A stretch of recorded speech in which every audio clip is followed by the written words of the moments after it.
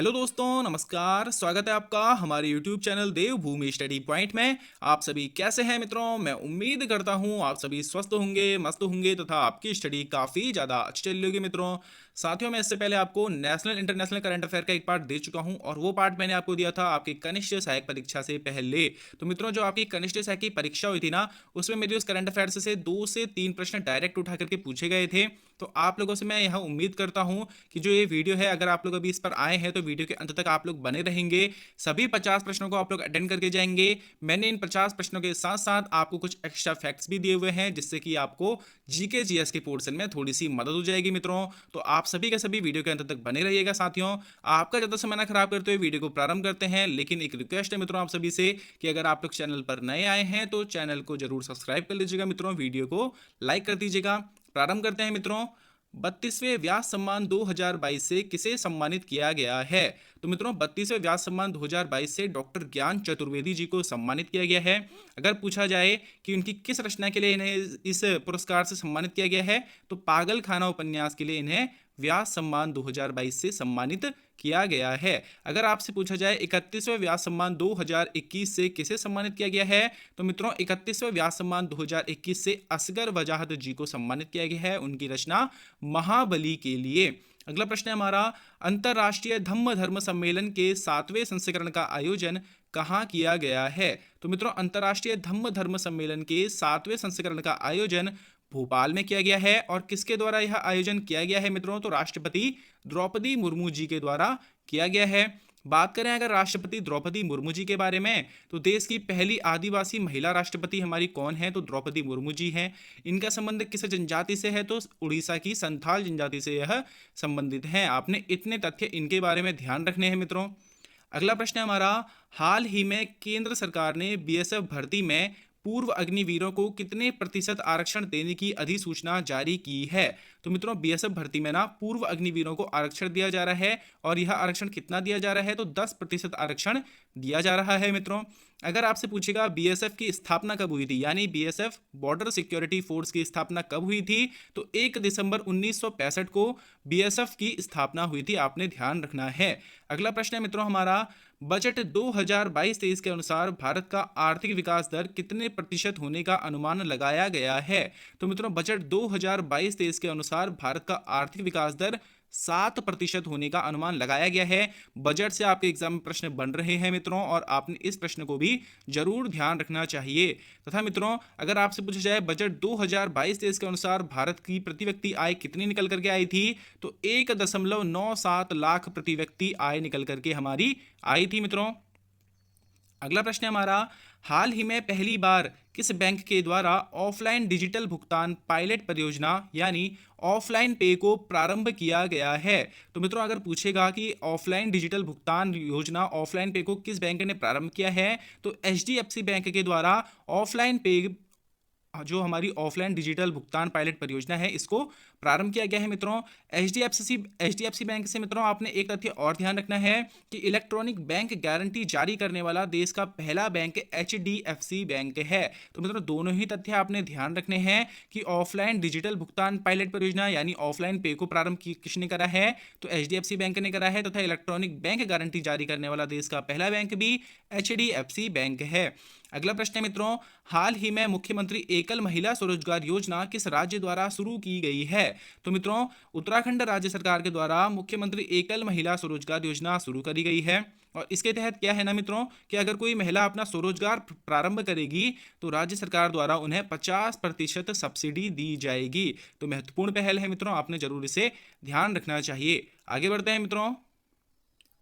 प्रत्येक नागरिक को डिजिटल भुगतान का उपयोगकर्ता बनाने के लिए आरबीआई द्वारा किस मिशन को शुरू किया गया है? तो मित्रों, आरबीआई के द्वारा प्रत्येक व्यक्ति को डिजिटल भुगतान का उपयोगकर्ता बनाने के लिए हर पेमेंट डिजिटल मिशन की स्थापना करी गई है। इस मिशन को शुरू किया गया है, तो आपने जरूर इसे ध्यान रखना चाहिए। अब बात आई है आरबीआई की, तो आरबीआई की स्थापना कब हुई थी मित्रों? 1 अप्रैल 1935 को आरबीआई की स्थापना कोलकाता में करी गई थी। लेकिन मित्रों क्या हुआ था, 2 साल बाद यानी 1937 में इसे स्थायी रूप से मुंबई में ट्रांसफर कर दिया गया था मित्रों। और अगर आपसे जो आरबीआई का प्रश्न पूछा जाए कि आरबीआई का राष्ट्रीयकरण कब किया गया था, यानी कि इसे सरकारी निकाय कब बनाया गया था, तो मित्रों आरबीआई का जो राष्ट्रीयकरण है ना, वह 1949 में किया गया था। इससे पहले यह राष्ट्रीय नहीं थी, यानी कि सरकारी नहीं था, यह एक निजी बैंक के तौर पर काम करता था। अगला प्रश्न है मित्रों, पहली बार फ्रिंजेक्स 2023 संयुक्त सैन्य अभ्यास का आयोजन किन देशों के बीच किया गया है? मित्रों आप सभी ने देखा होगा कि इससे पहले हमारा वीर गार्जियन युद्धाभ्यास पूछा गया था, और इस वाली बार पे को आपने ध्यान रखना है, फ्रिंजेक्स 2023 संयुक्त सैन्य अभ्यास जो कि भारत और फ्रांस के मध्य आयोजित किया गया था मित्रों। कहाँ किया गया था? तो तिरुवनंतपुरम केरल में यह आयोजित किया गया था। अगला प्रश्न है हमारा, अंतर्राष्ट्रीय मातृभाषा दिवस यानी 2023, अंतर्राष्ट्रीय मातृभाषा दिवस 2023 की थीम क्या थी? तो मित्रों महत्वपूर्ण प्रश्न है।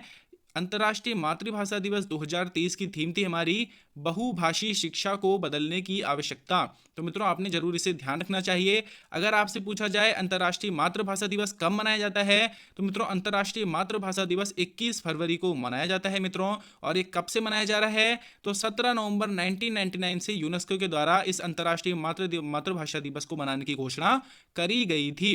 अगला प्रश्न है हमारा, भारत की यात्रा पर आए एंथनी एल्बनीज किस देश के प्रधानमंत्री हैं? तो मित्रों आप सभी जानते होंगे कि 8 से 11 मार्च के दौरान पे को ऑस्ट्रेलिया के जो ये प्रधानमंत्री हैं एंथनी एल्बनीज, यह भारत के दौरे पर आए थे तथा इन्होंने कई सारी जगह पर ये मौजूद रहे थे। साथ ही साथ ये भारत और ऑस्ट्रेलिया के बीच में जो टेस्ट मैच खेला जा रहा था वहां भी यह पहुंचे थे। अगला प्रश्न है हमारा, राष्ट्रीय संस्कृति महोत्सव के 14वें संस्करण का आयोजन किस शहर में किया जा रहा है? तो मित्रों राष्ट्रीय संस्कृति महोत्सव के 14वें संस्करण का आयोजन बीकानेर राजस्थान में किया जा रहा है। अगला प्रश्न है हमारा, और काफी महत्वपूर्ण प्रश्न है मित्रों ये, कि कौन सा राज्य भारत का पहला सरकारी मदर मिल्क बैंक स्थापित करेगा? तो मित्रों हमारा जो उत्तराखंड है ना, वह भारत का पहला सरकारी मदर मिल्क बैंक स्थापित करेगा। और ये मिल्क बैंक की आवश्यकता क्यों पड़ रही है मित्रों? तो इस मिल्क बैंक के माध्यम से ना उन नवजात शिशुओं को दूध उपलब्ध कराया जाएगा जिनकी माता की प्रसव के दौरान मृत्यु हो जाती है। तो मित्रों काफी ज्यादा अच्छी पहल है, और हमारा उत्तराखंड है जो भारत का पहला सरकारी मदर मिल्क बैंक स्थापित करेगा। आगे बढ़ते हैं मित्रों, ग्रैंड स्टार्टअप कॉन्क्लेव का आयोजन कहाँ किया गया है? तो मित्रों ग्रैंड स्टार्टअप कॉन्क्लेव का आयोजन हैदराबाद में किया गया है मित्रों। और इसका उद्देश्य क्या है? तो ग्रैंड स्टार्टअप कॉन्क्लेव का उद्देश्य देश में पशुधन, डेयरी और पशुपालन क्षेत्रों में मौजूदा और उभरते स्टार्टअप्स को बढ़ावा देना इसका उद्देश्य है। अगला प्रश्न है हमारा, 5वें खेलो इंडिया यूथ गेम्स 2023 की पदक तालिका में कौन सा राज्य शीर्ष स्थान पर रहा है? तो मित्रों खेलो इंडिया यूथ गेम्स 2023 की पदक तालिका में महाराष्ट्र शीर्ष स्थान पर रहा है मित्रों। और कितने पदक महाराष्ट्र ने जीते हैं? तो 161 पदक महाराष्ट्र के द्वारा जीते गए हैं। और ये जो 5वां खेलो इंडिया यूथ गेम्स है मित्रों, अगर पूछा जाए कि इसका आयोजन कहाँ किया गया था, तो भोपाल मध्य प्रदेश में इसका आयोजन किया गया था। अगला प्रश्न है हमारा, भारत का पहला संविधान साक्षर जिला कौन सा बना है? बहुत ही महत्वपूर्ण प्रश्न है मित्रों। तो भारत का पहला संविधान साक्षर जिला केरल का कोल्लम जिला बनाया गया है, आपने ध्यान रखना है। अभी संविधान साक्षर का अर्थ क्या है मित्रों? कि वहाँ के जो लोग होंगे ना, उन्हें भारत के संविधान के बारे में साक्षर करना है, यानी कि उनको जागरूक करना है, उनको संविधान के बारे में अधिक से अधिक जानकारियां देनी है।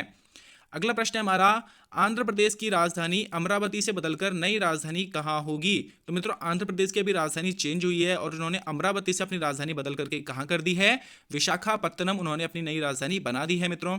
बात करें अगर आंध्र प्रदेश की, तो आंध्र प्रदेश की स्थापना मित्रों 1 नवंबर 1956 को हुई थी, तथा यह भाषाई आधार पर गठित होने वाला पहला राज्य है। तो आपके काफ़ी ज़्यादा बार यह परीक्षा में पूछा गया प्रश्न है मित्रों कि भाषाई आधार पर गठित होने वाला पहला राज्य कौन सा था? तो आंध्र प्रदेश था। और आंध्र प्रदेश का गठन कब हुआ था? तो 1 नवंबर 1956 को आंध्र प्रदेश की स्थापना हुई थी।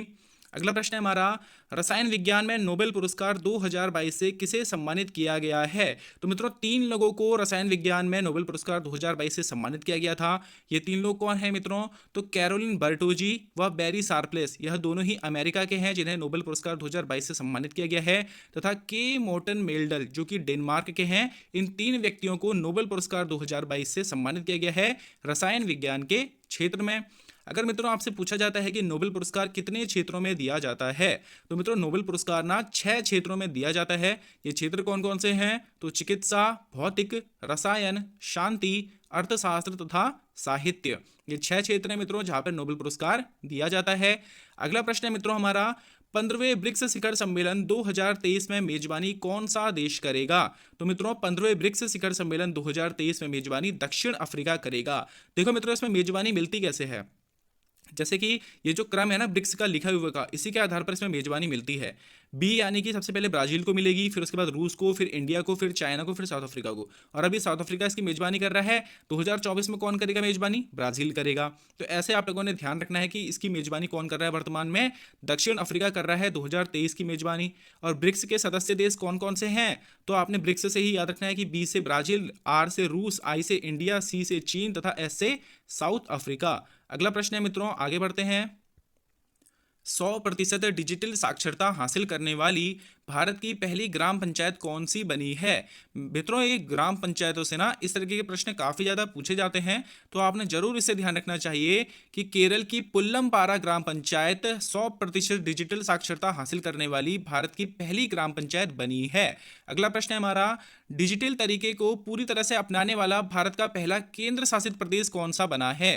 तो मित्रों डिजिटल तरीके को पूरी तरह से अपनाने वाला भारत का पहला केंद्र शासित प्रदेश जम्मू कश्मीर बना है। आपने ध्यान रखना है। इसमें ना मित्रों सभी सेवाओं को ऑनलाइन कर दिया गया है, जिसके तहत नागरिक सरकारी ऑफिस जाए बिना सरकारी सेवाओं का लाभ डिजिटली उठा सकते हैं। तो मित्रों इसमें जो नागरिक होंगे ना जम्मू कश्मीर के, इन्हें किसी सरकारी ऑफिस में जाना नहीं पड़ेगा तथा यह डिजिटल तौर पर सारी सरकारी सेवाओं का लाभ उठा सकते हैं। अगला प्रश्न है, अंतर्राष्ट्रीय हॉकी महासंघ यानी कि FIH इंटरनेशनल हॉकी फेडरेशन के नए अध्यक्ष कौन बने हैं? तो मित्रों अंतर्राष्ट्रीय हॉकी महासंघ के नए अध्यक्ष मोहम्मद तैयब इकराम बने हैं, जो कि पाकिस्तान से संबंधित है। मित्रों बात करी जाए अगर FIH की, तो FIH की स्थापना मित्रों 7 जनवरी 1924 को हुई थी और इसका मुख्यालय है लुसाने, स्विट्जरलैंड में। अगला प्रश्न है, एप्पल को पछाड़कर दुनिया की सबसे मूल्यवान ब्रांड वाली कंपनी कौन बनी है? तो मित्रों एप्पल को पछाड़कर दुनिया की सबसे मूल्यवान ब्रांड वाली कंपनी अमेजन बनी है। आपने ध्यान रखना है। मित्रों जो अमेजन की ब्रांड वैल्यू है वो है $299.3 बिलियन, जबकि एप्पल की है $297.5 बिलियन और गूगल की है $281.4 बिलियन ब्रांड वैल्यू। अगला प्रश्न है हमारा, चौथी औद्योगिक क्रांति के लिए विश्व आर्थिक मंच यानी वर्ल्ड इकोनॉमिक फोरम ने किस भारतीय शहर को अपना केंद्र स्थापित करने के लिए चुना है? तो मित्रों चौथी औद्योगिक क्रांति के लिए विश्व आर्थिक मंच ने हैदराबाद शहर को अपना केंद्र स्थापित करने के लिए चुना है। काफी महत्वपूर्ण प्रश्न है मित्रों, आपने जरूर इसे ध्यान रखना चाहिए, आपके किसी न किसी एग्जाम में यह प्रश्न जरूर आएगा। बात करें मित्रों अगर WEF की यानी वर्ल्ड इकोनॉमिक फोरम की, तो इसकी स्थापना मित्रों जनवरी 1971 को हुई थी तथा अगर इसका मुख्यालय पूछा जाएगा तो कोलोगनी स्विट्जरलैंड में इसका मुख्यालय है। अगला प्रश्न है हमारा, सशस्त्र सीमा बल SSB की दूसरी महिला महानिदेशक कौन बनी है? तो मित्रों सशस्त्र सीमा बल यानी SSB की दूसरी महिला महानिदेशक रश्मि शुक्ला जी बनी है। बात करी जाए अगर SSB की, तो SSB की स्थापना 20 दिसंबर 1963 को हुई थी मित्रों और इसका मुख्यालय कहाँ है? तो नई दिल्ली में इसका मुख्यालय है।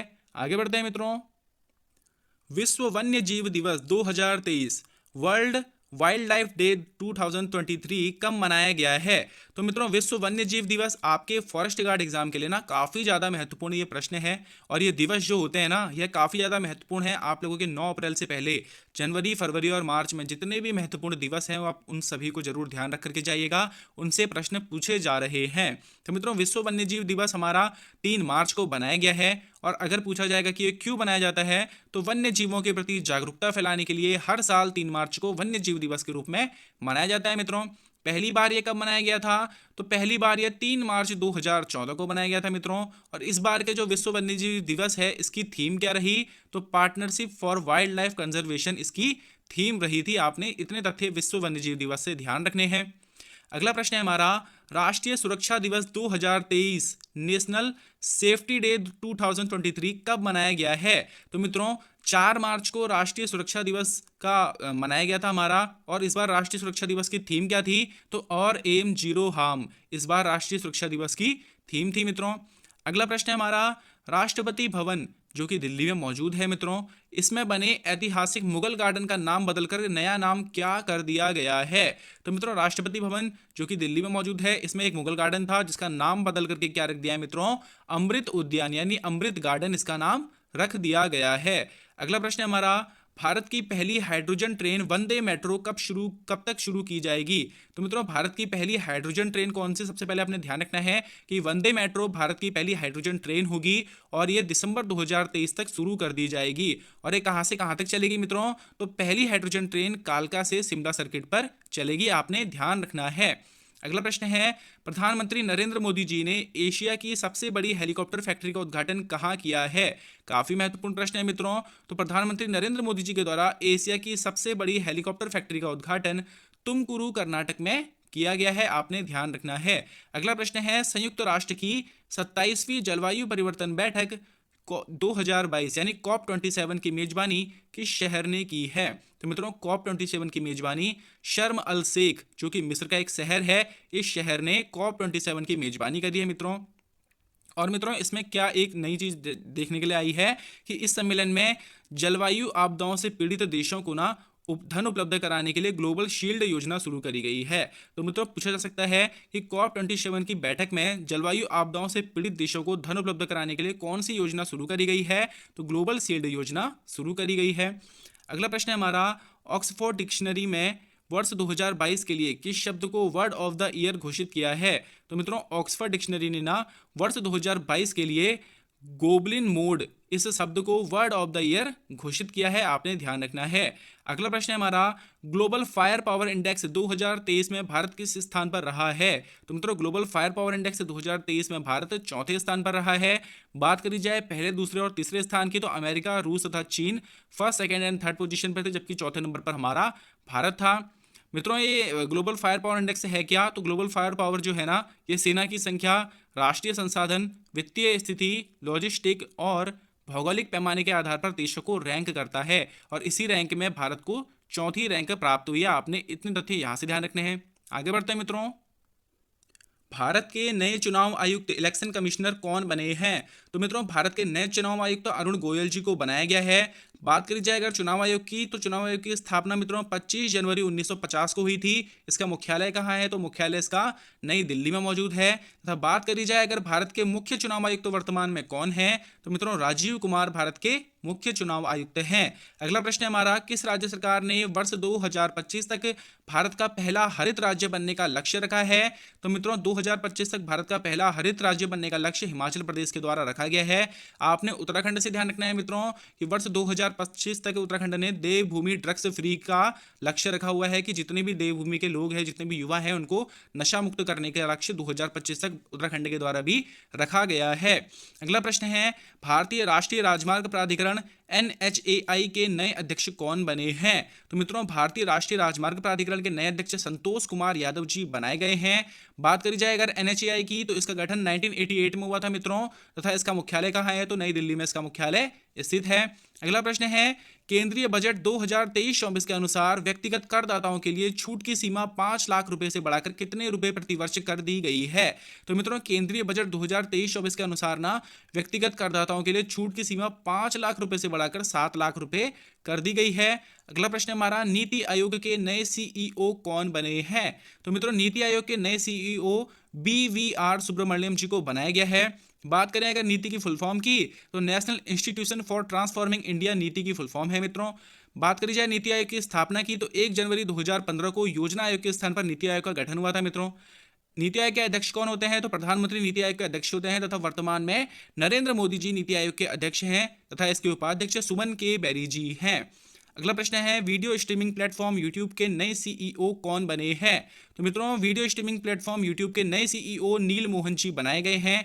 बात करी जाए यूट्यूब की स्थापना की, तो 14 फरवरी 2005 को यूट्यूब की स्थापना हुई थी मित्रों।